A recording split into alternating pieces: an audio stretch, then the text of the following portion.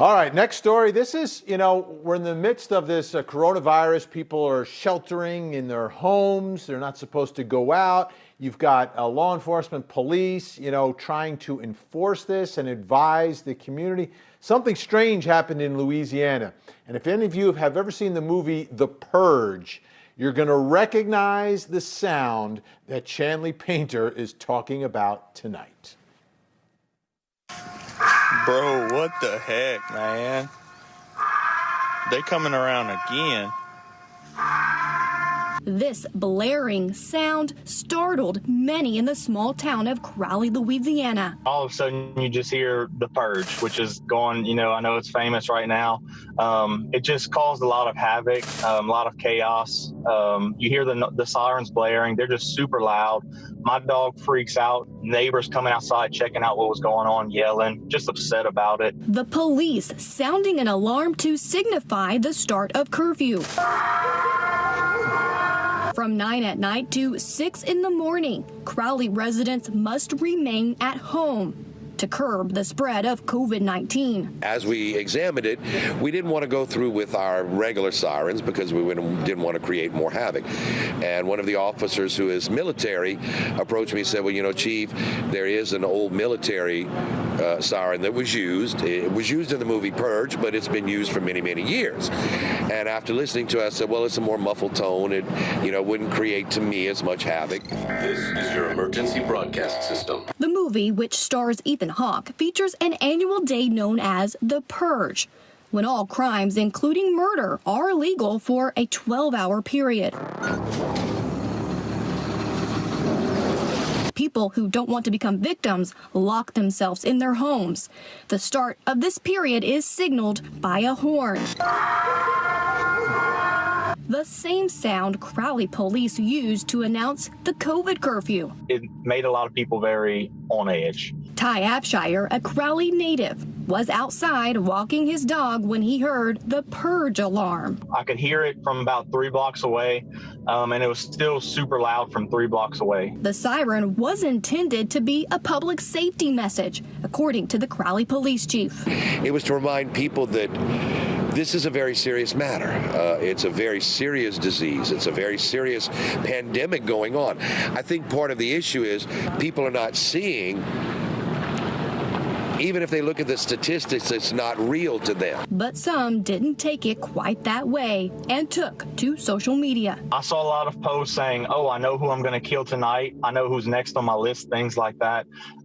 Some people were joking. Some people you just never know. While some residents were upset, others, like Lee Wright, thought it was entertaining. I actually recognized it as a pre-existing emergency preparedness notification siren.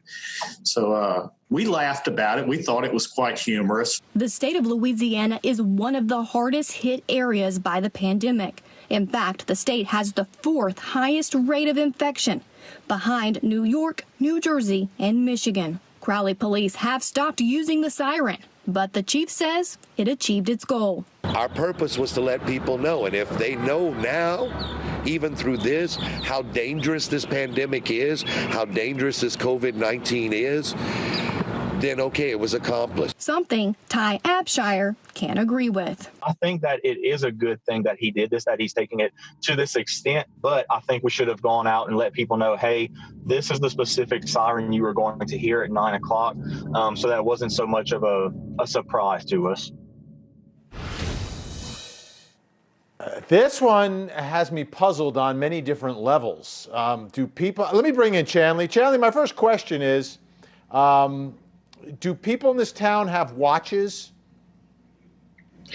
I'm sure they do, Vinny. We all have a cell phone that has the time on it, and this took a lot of the residents by surprise, Vinny. The chief said that they did put an announcement on Facebook, their social media page, but according to Ty Abshire, it was only about 30 minutes before 9 p.m. when this curfew went into effect, so a lot of people didn't see this social media post and were definitely caught off guard. All right, let's take a listen to a little more of the chief and about the connection between this sound and that horror movie, The Purge. The officer had told me that it was from the movie Purge, and I have to be quite honest. I've never watched the movie. I found out later the implications of it.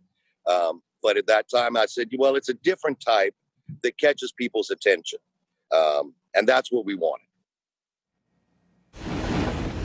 Chanley, why do I get the feeling that the officer who picked this out was kind of like, thought it would be kind of cool or I don't know. I don't understand this. To me, everyone is tense enough as it is. Now you're introducing this new ominous sound that comes from this horror movie, and people are I can understand people freaking out a little bit. Right. And now the police chief, he told me that he knew it was from the movie Purge, but he had never seen the movie, Vinny. Like me, horror movies give me nightmares, so I don't watch them, but he didn't know what it actually meant.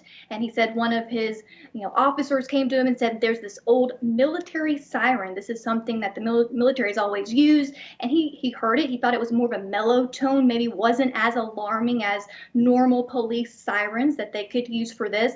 And he says, in Louisiana there, they have a lot of sirens go off for, weather-related things. And even Lee Wright in the story, one of the residents said, he's in the military. He said that he grew up in Crowley and heard this alarm growing up there for maybe a fire or whatever it may be. And so that was the chief's reasoning for using this one. And I think it got a lot more attention than he expected. Yeah, I'm sure, and his heart is in the right place. I mean, he wants people to be safe. Let's take a look at some of the community reaction on Facebook. Some people were not too happy about it. And so, of course, some interjected that this was not right. They didn't think it was right. We shouldn't have done it.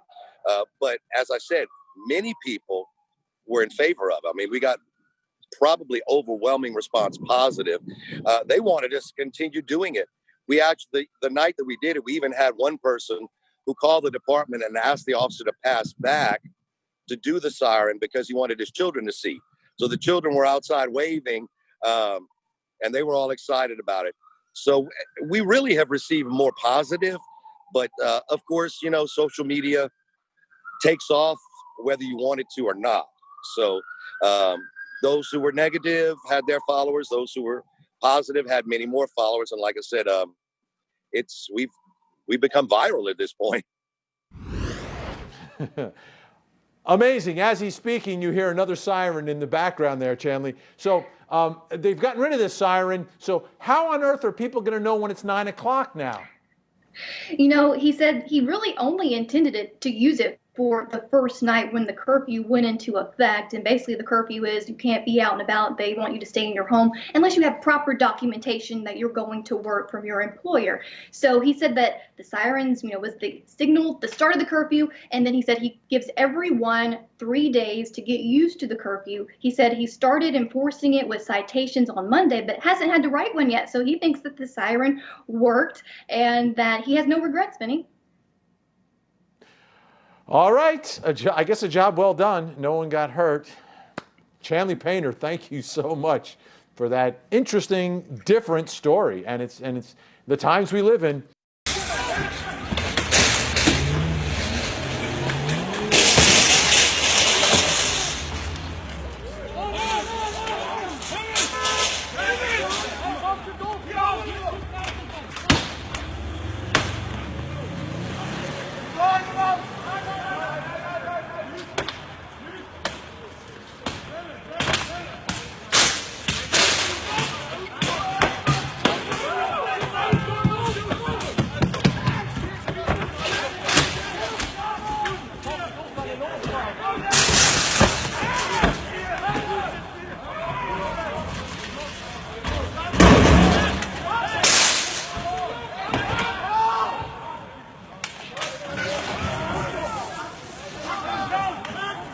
Mãe, eu vi uma coisa. Tá bem, eu não vou fazer nada. Descansa.